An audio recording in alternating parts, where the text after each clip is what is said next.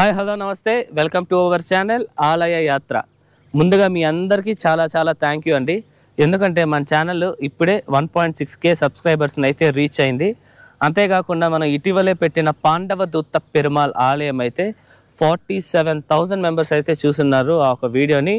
ఆ వీడియో కింద మీరు కమెంట్స్లో నాకు కొన్ని సలహాలు కూడా ఇచ్చినారు. నేను చేసిన చిన్న చిన్న మిస్టేక్స్ని కూడా కరెక్ట్ చేస్తున్నారు.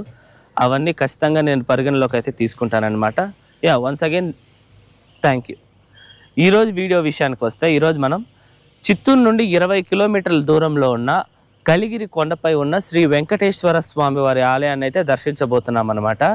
ఈ యొక్క ఆలయము సముద్ర మట్టం నుండి 2000 అడుగుల ఎత్తులో ఒక కలిగిరి అనే ఒక కొండపైన ఎంతో అద్భుతంగా ఉంటుందండి ఆ యొక్క ఆలయము. అంతేకాకుండా అక్కడున్న స్వామివారిని దర్శిస్తే కలిపురుషుడి యొక్క ప్రభావం కూడా మన మీద ఉండదు అని భక్తుల యొక్క నమ్మకము. అతి ముఖ్యంగా అక్కడ ఉండేది వచ్చేసి వెంకటేశ్వర స్వామి వారి యొక్క నిజ పాదాలు అక్కడ ఉన్నాయి. మనం ఆలయం వద్దకు వెళ్ళి ప్రతిదీ పూర్తిగా అయితే తెలుసుకుందాము. అంతేకాకుండా ఈ ఆలయం తాలూకా లొకేషన్ మీకు డిస్క్రిప్షన్లో ఇచ్చున్నాను, చెక్ చేయండి. ఈ వీడియోని లైక్ చేసి స్టార్ట్ చేయండి. మన ఛానల్ ఏమైనా సబ్స్క్రైబ్ చేసుకోకుండా ఉంటే సబ్స్క్రైబ్ చేసుకోండి. రండి ఇప్పుడు ఆలయం వద్దకు అయితే వెళ్దాం.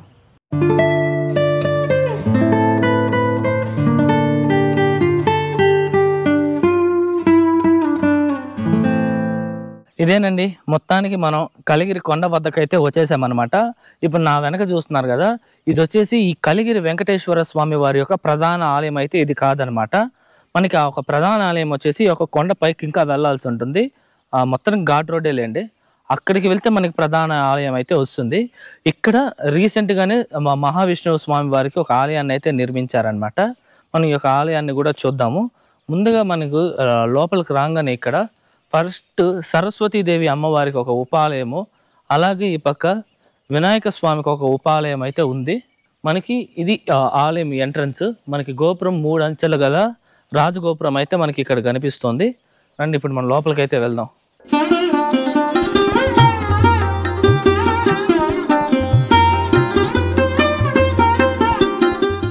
ఇక్కడ కింద ఉన్న మహావిష్ణువు స్వామి వారి ఆలయం అన్నమాట.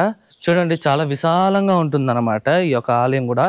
మనం లోపలికి రాగానే శ్రీ మహావిష్ణువు స్వామి వారి యొక్క ఉపాలయం ఉంది. అలాగే ఈ పక్క మనకి భూదేవి అమ్మవారు, ఆ పక్క వచ్చి లక్ష్మీదేవి అమ్మవారు అయితే ఉన్నారనమాట. ఈ గుడి దాదాపు 45 నుండి 50 సంవత్సరాల క్రితమే ఈ యొక్క ఆలయాన్ని అయితే నిర్మించారనమాట. ఇప్పుడే ఈ ఆలయం తాలూకా పూజారి వారు వచ్చారండి, వాళ్ళతో మాట్లాడడం అయితే జరిగింది. ఒక పూజారి ఏం చెప్తున్నారంటే, ఈ యొక్క ఆలయంని ఓపెన్ చేసి, అంటే స్వామివారికి కానీ అమ్మవార్లకు కానీ అభిషేకాలు పూజలు చేసి దగ్గర 2 సంవత్సరాలు అవుతుందంట. 2 సంవత్సరాలుగా ఈ యొక్క ఆలయం అయితే ఓపెన్లో ఉన్నా కూడా స్వామివారి యొక్క విగ్రహాలు మూల విరాటం అంతా క్లోజ్లోనే ఉంది. ఈ యొక్క 2 ఇయర్స్గా ఎందుకు క్లోజ్గా ఉందంటే, ఈ యొక్క టెంపుల్ మొత్తాన్ని తిరిగి మళ్ళీ రీకన్స్ట్రక్ట్ అయితే చేశారండి. కొన్ని వర్క్స్ అవన్నీ ఉంటే వాటిని అన్నీ చేసి మళ్ళీ కుంభాభిషేకం చేయాలని అయితే అనుకున్నారు. ఈ యొక్క కుంభాభిషేకం జరగలేదు ఇంకా. ఆ యొక్క కుంభాభిషేకం ఎప్పుడెప్పుడు జరుగుతుందని పూజారులు కూడా వెయిట్ చేస్తున్నారనమాట. ఎందుకంటే ఈ యొక్క ఆలయం వచ్చేసి ప్రైవేట్ది అనమాట. కంచి పీఠాధిపతులు వచ్చిన తర్వాతే ఈ యొక్క ఆలయానికి అయితే కుంభాభిషేకం అయితే చేస్తారు. కంచి పీఠాధిపతులు రాగానే ఈ యొక్క ఆలయం అయితే పూజలు, అభిషేకాలు, అలాగే బ్రహ్మోత్సవాలు కూడా జరుగుతాయని అయితే పూజారి అయితే చెప్పారు. కానీ ఎన్ని రోజుల్లో కుంభాభిషేకం జరుగుతుంది అని అయితే తెలియదు. ప్రస్తుతానికైతే గుడికి రావచ్చు, గుడిని చూడొచ్చు, కానీ స్వామివారిని అయితే చూడలేం.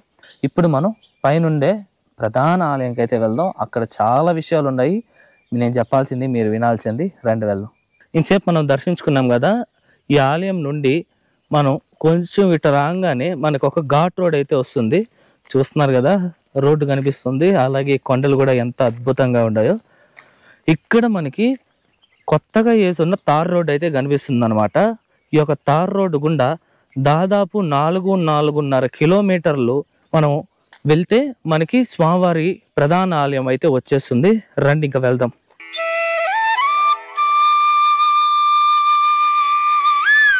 మనము ఆ కొండకి ఈ మార్గంలో ఇట్ట రాగానే మనకి ఇక్కడ స్వామివారి యొక్క ప్రధాన ఆలయం అయితే కనిపిస్తుంది అనమాట.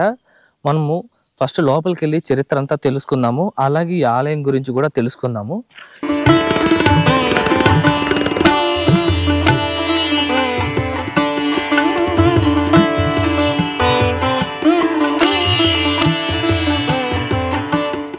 3 సంవత్సరాల క్రితమే ఈ యొక్క ఆలయాన్ని టీటీడీ దేవస్థానం వాళ్ళైతే వాళ్ళ యొక్క ఆధ్వర్యంలోకి అయితే తీసుకొని ఇక్కడ ఉన్న పాత ఆలయాన్ని పూర్తిగా ధ్వంసం చేసి ఇప్పుడు మనం చూస్తున్న ఈ యొక్క ఆలయాన్ని అయితే నిర్మించారనమాట. ఈ ఆలయంలో ఇంకా నిర్మాణ పనులు అయితే ఉన్నాయి. ఇంకా కుంభాభిషేకం పనులు అయితే ఇంకా జరగలేదు. ఇంకా స్వామివారి విగ్రహాలను అయితే ఏమి ఇంకా ప్రతిష్ఠించలేదన్నమాట. గర్భాలయం ఖాళీగా ఉంది. స్వామివారిని అయితే ప్రతిష్ఠించబోయే ప్రదేశం అయితే ఇదే అనమాట. ఇంతకీ ఈ ఆలయం తాలూకా చరిత్ర విషయానికి వస్తే, పూర్వం భృగు మహర్షి వచ్చేసి మహావిష్ణువు యొక్క ఛాతి భాగం మీద తంతారు కదా, అలా తన్నప్పుడు స్వామివారు మీద తన్నప్పుడు అమ్మవారికి అయితే కోపము మరియు బాధ వేసి స్వామివారిని వదిలి భూలోకానికి అయితే వచ్చేస్తారు. అలా అమ్మవారు వచ్చేసిన తర్వాత మహావిష్ణువు ఆ ఒక కలియుగ ప్రత్యక్ష దైవమైన వెంకటేశ్వర స్వామి రూపంలో ఈ యొక్క భూమి మీదకు వచ్చి అమ్మవారి కోసం పలు చోట్లయితే వెతుకుతారనమాట. అలా వెతుకుతూ స్వామివారు ఈ యొక్క ప్రదేశానికి కూడా వస్తారు. ఇలా వచ్చి ఇంకా అమ్మవారు ఈ ప్రదేశంలో కూడా దొరకపోయేసరికి స్వామివారు ఇక్కడ కూర్చొని అమ్మవారి కోసం అయితే తపస్సు చేస్తారనమాట. అలా సాక్షాత్తు వెంకటేశ్వర స్వామి తపస్సు చేసిన ప్రదేశం అనమాట ఈ యొక్క ప్రదేశం. దీనికి ముందు ఈ యొక్క పాత ఆలయం వచ్చి దాదాపు 200 సంవత్సరాల క్రితం అయితే నిర్మించిన ఆలయము. దాన్ని పూర్తిగా ధ్వంసం చేసి టీటీడీ దేవస్థానం వారు ఈ యొక్క ఆలయాన్ని అయితే నిర్మించారనమాట. ఇక్కడ స్వామివారు వచ్చేసి మనకి శిలారూపంలో శ్రీదేవి భూదేవి సమేతంగా అయితే మనకి దర్శనమిస్తారు. అంతేకాకుండా ఇక్కడ స్వామివారు మనకి శాలిగ్రామ శిలగా కూడా ఉంటారండి. దాదాపు 600 సంవత్సరాల క్రితం నాటి శాలిగ్రామ శిల అది. స్వామివారిని దర్శించడం ద్వారా సంతాన భాగ్యం లేని వారికి సంతానం కలుగుతుంది అని అయితే చెప్తారనమాట. అలా వారి కోరిక నెరవేరిన తర్వాత స్వామివారికి ఆవునైతే సమర్పిస్తారు. ఇందు కారణంగానే ఈ యొక్క ప్రదేశంలో ఎన్నో వందల్లో ఆవులు ఉంటాయన్నమాట. అవి కూడా మనం చూడలేం, ఎందుకంటే ఆవులన్నీ తల్లారితోనే అడవిలోకి వెళ్ళిపోయి సాయంత్రంగా వస్తుంది. దాదాపు 400-500 ఆవులు అయితే ఇక్కడ ఉన్నాయన్నమాట. మీకు ఇంతకుముందు చెప్పాను కదండి, ఇక్కడ స్వామివారి యొక్క విగ్రహాలు అనేవి లేవు అని చెప్పేసి. అక్కడ స్వామివారి విగ్రహాలను ఏం చేశారంటే వీళ్ళు ధాన్యం లోపలైతే పెట్టేశారనమాట. అంతేకాకుండా నేను మీకు ముందు చెప్పాను కదా 600 సంవత్సరాల నాటి శాలిగ్రామ శిల అని. ఆ ఒక శిలని అలాగే స్వామివారి యొక్క మూల విరాట్లని కూడా వాళ్ళు ధాన్యంలోకి అయితే పెట్టేశారు. ఓకే రండి, ఇప్పుడు మనం శ్రీవారి పాదాల వద్దకైతే వెళ్దాం. మనకు అక్కడ ఆలయం కనిపిస్తుంది చూడండి. ఆ ఆలయం నుండి మనం ఇంకొంచెం ఫ్రంట్కి వస్తేనే మనకి ఇక్కడ బోర్డు ఉంటుందన్నమాట, శ్రీవారి పాద దర్శనం అని. ఆ బోర్డు గుండానే మనకి ఇక్కడ చిన్న దారి ఉంటుందన్నమాట నడిచెళ్ళడానికి. ఇలా నడుచుకుంటూ వెళ్దాం రండి. మనకి దగ్గరే ఒక 250 మీటర్స్ ఉంటుంది అంతే.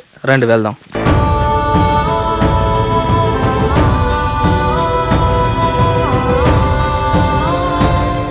మనం శ్రీవారి పాదాల వద్దకైతే వచ్చేసామండి. రండి మనం పాదాలను అయితే దర్శించి ఆ ఒక చరిత్రను కూడా మనం పూర్తిగా తెలుసుకుందాము. చాలా చాలా అద్భుతమైన ప్రకృతి మధ్యలో స్వామివారి పాదాలు అయితే ఉన్నాయి, చూడొచ్చు మీరు. వావ్, టూరు పచ్చని చెట్లండి. వర్షాకాలం కదా, బాగా వర్షాలు పడినాయి మా పక్కంతా. ఇదే స్వామివారి యొక్క పాదం.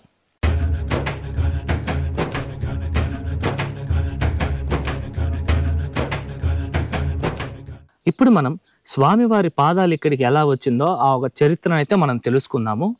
పూర్వము కలిపురుషుడు దేవతలను యజ్ఞయాగాలు చేస్తున్న మహర్షులను అయితే ఇబ్బంది పెడుతూ ఉంటారనమాట. కలిపురుషుడి యొక్క బాధని తట్టుకోలేక దేవతలు కానీ మహర్షులు కానీ బ్రహ్మదేవుడి వద్దకైతే వెళ్ళగా, బ్రహ్మదేవుడు వచ్చేసి తిరుమల కొండ మీద ఉన్న కలియుగ ప్రత్యక్ష దైవం శ్రీ వెంకటేశ్వర స్వామి వద్దకు వీళ్ళందరినీ తీసుకుని వెళ్ళి, స్వామి ఈ కలిపురుషుడి యొక్క బాధను మేము తట్టుకోలేకపోతున్నాము, కలి యొక్క ప్రభావం నుండి మీరే మమ్మల్ని కాపాడాలి అని చెప్పి స్వామివారిని అయితే కోరుతారు. అప్పుడు స్వామివారు ఏం చేస్తారంటే గరుప్పంతుని తీసుకొని ఆ ఒక కలిపురుషుడిని వెతకడం మొదలు పెడతారనమాట. అప్పుడు స్వామివారు వెతుకుతూ ఉండగా కలిపురుషుడికి తెలిసి ఒక పెద్ద కొండ రూపంగా అయితే మారిపోయి ఉంటారనమాట. ఆ కొండ ఈ యొక్క కలిగిరి కొండ.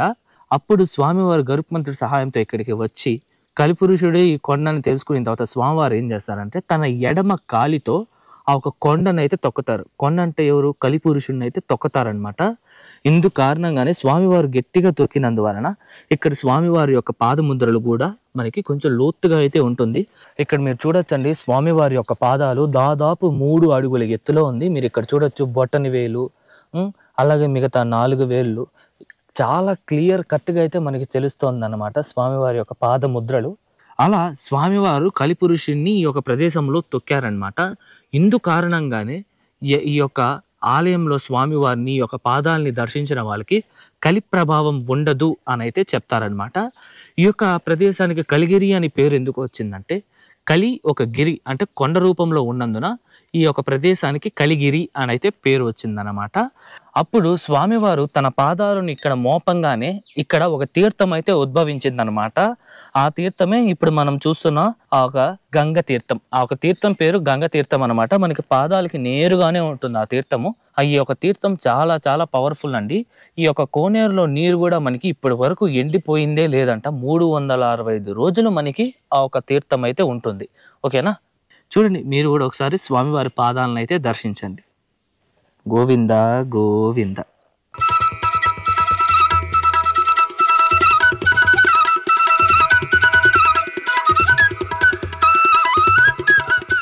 ఇదండి వాటి వీడియో ఎలా ఉంది, నచ్చిందా? ఐ హోప్ ఈ ఆలయం తాలూకా పూర్తి చరిత్ర అంతా మీకు అర్థమైంది అనుకుంటున్నా. మీకు ఎటువంటి డౌట్స్ ఉన్నా సరే నాకు కామెంట్స్లో తెలియజేయండి, నేను మీకు పక్కా రిప్లై ఇస్తాను.